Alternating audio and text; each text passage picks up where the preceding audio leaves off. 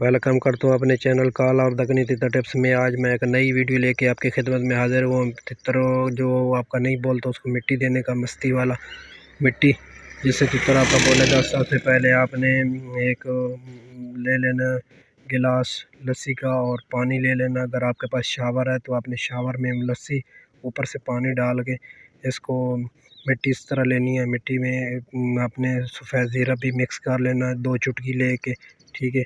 उसके बाद आपने खाली पिंजरा लेना, खाली पिंजरे और लस्सी पिंजरा साइड पे रख देना जिसमें तितर को मिट्टी देनी है, ठीक है।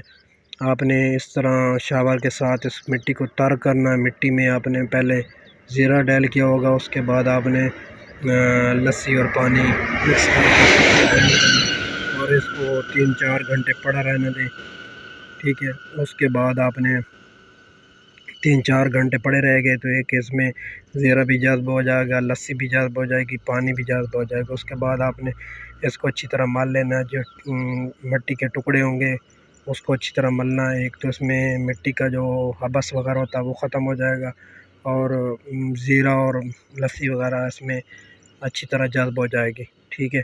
इस तरह आपने मलते रहना, ठीक है। तकरीबन 5-10 मिनट आपने मलना मिट्टी को।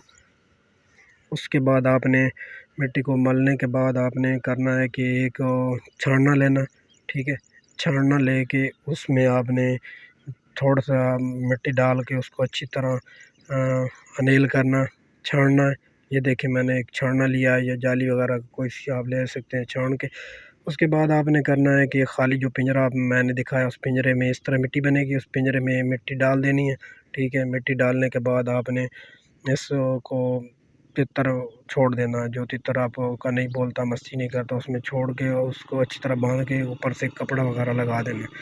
3-4 घंटा पड़े रहे। 3-4 घंटे रहने के बाद आप तितर को निकाल लें, ऊपर कपड़ा दे के आप खेतों में ले जाएं। एक जैसे ही आप ऊपर से इसका कवर उतारेंगे तो तितर बोलना स्टार्ट कर देगा। एक तो तितर आपकी मस्ती करेगा, बोलेगा, ठीक है। माहौल भी खुशगवार होगा, मस्ती भी करेगा। इस तरह आपका तितर ज़्यादा बुलाई करेगा, एक ठंडा हो जाएगा, सारा दिन सुबह से लेकर शाम तक बोलेगा। दूसरे तीसरे दिन इस किस्म की मिट्टी लाजमी दिया करें। फिर हमें अपनी दुआओं में याद रखिएगा। अल्लाह नेगबान।